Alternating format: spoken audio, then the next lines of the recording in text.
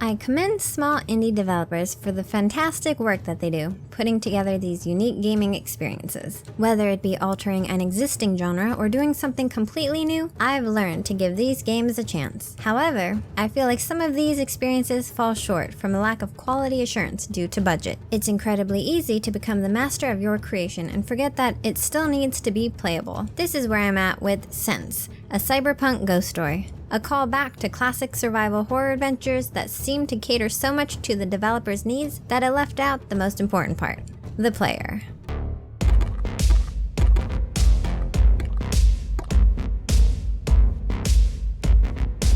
Sense, a cyberpunk ghost story, begins by introducing May in a 2083 Hong Kong setting. While trying to meet someone in a bar, she finds herself thrust into a horrific situation and left to uncover a mystery that she was not at all prepared for. May, along with a few other characters, becomes the driving force for this adventure. But the opening makes it seem like her role is more coincidental than it is. This futuristic world relies heavily on robotic upgrades that could very well be the cause of this nightmare that May finds herself in. The story itself features themes of Chinese folklore and traditions, but it really fails on actually explaining this to the player. Through the environmental puzzles and backgrounds, you'll be able to piece together some of these themes. Still, it comes off as if an expert on the subject is merely dropping all this knowledge matter-of-factly instead of teaching the player anything about it. Throughout the game's multiple endings, I felt like I was left out of something or missing some crucial information that would make this whole game make sense. As a survival horror, Sense, a cyberpunk ghost story, gets the basics down. You encountered an issue and you have to use whatever you can to progress. Easy, right?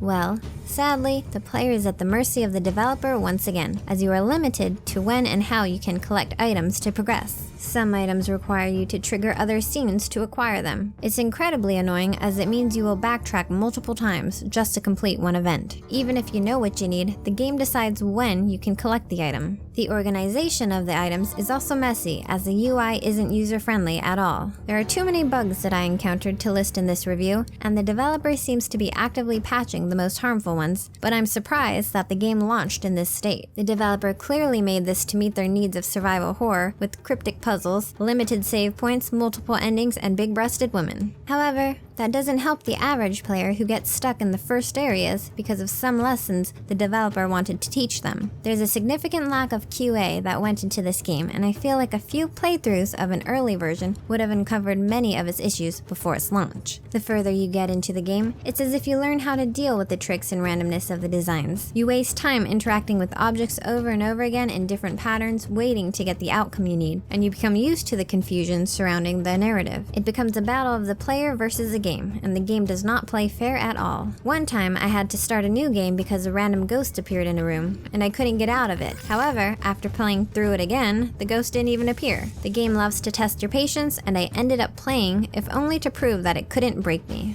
The visuals of Sense, a cyberpunk ghost story, are actually really well made. The environments look great, and the character designs are over the top, but at least they're consistent. I loved some of the game's narrative as it really knew how to set the tone of the mood, even if I didn't always know what was going on. As of right now, the game is playable, but still needs updates. The multiple endings set up a foundation for this to be a series, but whether you can get that far to see the narrative play out is up to whether or not the game will allow you to get past the first couple of hours.